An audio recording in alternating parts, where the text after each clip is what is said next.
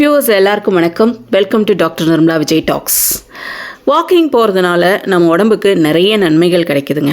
ஆனால் நம்முடைய bones and muscles நல்லா ஸ்ட்ராங்காக இருக்கணும்னா வாக்கிங் மட்டும் போதாது.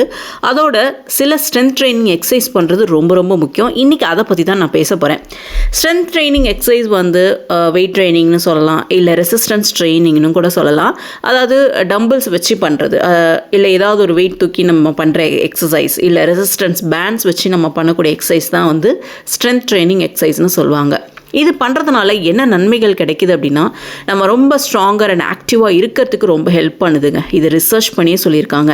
நம்மளால் சில வெயிட்டை தூக்க முடியாமல் கஷ்டப்படுவோம்ல, ஸோ இந்த எக்ஸசைஸ்லாம் ரெகுலராக பண்ணிங்கன்னா ஈஸியாக சில வெயிட்ஸ், அதாவது நீங்கள் கடையிலேருந்து க்ராசரிஸ் வாங்கிட்டு வரீங்கன்னா அந்த மாதிரி வெயிட்டெல்லாம் உங்களால் ஈஸியாக கேரி பண்ண முடியும்.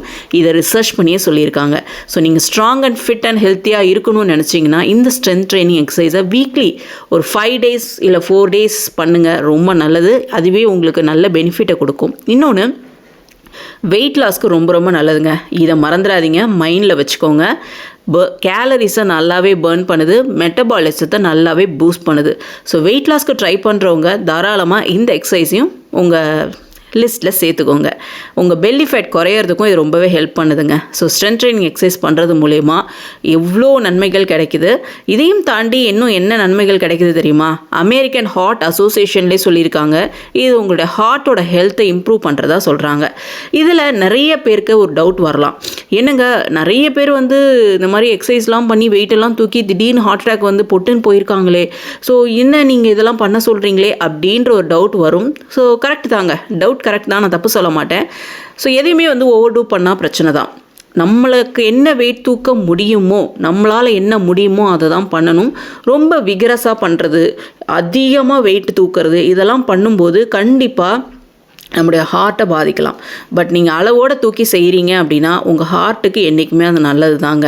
அதாவது ஃபஸ்ட்டு ஒரு 1/2 கிலோலேருந்து ஆரம்பிங்க. ஒரு 1/2 கிலோ வெயிட் தூக்குங்க. அந்த மாதிரி தூக்கி எக்ஸசைஸ் பண்ண ஆரம்பிங்க. அப்புறம் அடுத்து ஒரு 1 கிலோ ஆக்குங்க. உங்களால் எவ்வளோ வெயிட்டு தூக்க முடியுது. இப்போ சில பேருக்கு 2 கிலோ வரைக்கும் தான் தூக்க முடியும். அதுக்கு மேலே தூக்க முடியாதுன்னா அந்த 2 கிலோ வச்சே பண்ணுங்கள், போதும். நீங்கள் ஹெவி வெயிட் தூக்கி இப்போ நம்ம மிஸ்டர் இந்தியாவுக்கோ இல்லை மிஸ் இந்தியாவுக்கோ நம்ம போகிறது கிடையாது.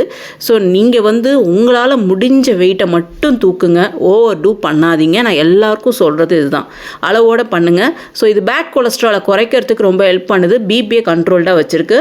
நான் முன்னாடியே சொன்னது தான், அமெரிக்கன் ஹார்ட் அசோசியேஷன்லேயே சொல்லியிருக்காங்க. டயபெட்டிஸ் உள்ளவங்களும் தாராளமாக இதை பண்ணலாங்க. உங்களுக்கு மென்டல் ஹெல்த் நல்லா இம்ப்ரூவ் ஆகணும்னு நினச்சிங்கன்னா இந்த ஸ்ட்ரென்த் ட்ரைனிங் எக்ஸசைஸை வாரத்தில் ஒரு 4-5 நாளாவது பண்ணுங்கள்.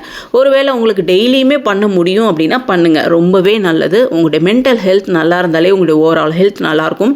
நான் எல்லாருக்கும் சொல்ல வேண்டிய ஒரு விஷயம் என்ன அப்படின்னா, ஓவர் டூ பண்ணாதீங்க, அதிகமான வெயிட் தூக்காதீங்க. சப்போஸ் நீங்கள் ஒரு ஹார்ட் பேஷண்ட்ஸாக இருக்கீங்க, இல்லை உங்களுக்கு ஸ்டென்ட் வச்சுருக்காங்க, இல்லை வேறு ஏதோ ஹார்ட் ரிலேட்டட் ப்ராப்ளம்ஸ் இருக்குன்னா ஒரு கார்டியாலஜிஸ்ட்டை பாருங்கள். பார்த்துட்டு அவங்கக்கிட்ட அட்வைஸ் கேட்டுட்டு இது பண்ணலாமா பண்ணக்கூடாதா அப்படின்றத கேட்டுட்டு பண்ணுங்கள். ஸோ எல்லாருக்கும் இது செட் ஆகாது. ஹார்ட் பேஷண்ட்ஸ்க்கு நான் முக்கியமாக சொல்கிறேன். மற்றபடி சில எக்ஸசைஸ் வெயிட் தூக்கும்போது உங்களுக்கு பெயின் வருதுன்னா அந்த வெயிட்டை தூக்காதீங்க, அதுக்கு கம்மியான வெயிட்டை தூக்கி பண்ணுங்கள். ஸோ அப்போ தான் உங்கள் மசில் இன்ஜூர் ஆகாமல் இருக்கும். ஸோ ஒவ்வொரு விஷயத்தையும் கேர்ஃபுல்லாக பண்ணுங்கள். எல்லாரும் எல்லாத்தையும் பண்ண முடியாது, பண்ணவும் கூடாது. உங்கள் உடம்பு என்ன சொல்லுதோ அதை கேளுங்க. உங்கள் உடம்புக்கு தகுந்த மாதிரி வெயிட் தூக்கி பண்ணுங்கள், ஓவர் டூ பண்ணாதீங்க. ஓகே வாஸ், நான் போட்ட இந்த வீடியோ கண்டிப்பாக உங்களுக்கு ரொம்ப யூஸ்ஃபுல்லாக இருக்கும்னு நம்புகிறேன். நீங்கள் வாக்கிங்கோடு சேர்த்து இந்த ஸ்ட்ரென்த் ட்ரைனிங் எக்ஸசைஸையும் மைல்டாக பண்ணிவிட்டு வாங்க. உங்கள் உடம்பு ரொம்பவே ஃபிட்டாக ஹெல்த்தியாக இருக்கும். யாரையும் டிபெண்ட் பண்ணாமல் நீங்கள் உங்களோட வேலைகளை செய்ய முடியும். நான் போட்ட இந்த வீடியோ கண்டிப்பாக உங்களுக்கு ரொம்ப யூஸ்ஃபுல்லாக இருக்கும்னு நம்புகிறேன். அடுத்து ஒரு நல்ல வீடியோவில் சந்திக்கிறேன். Thank you so much.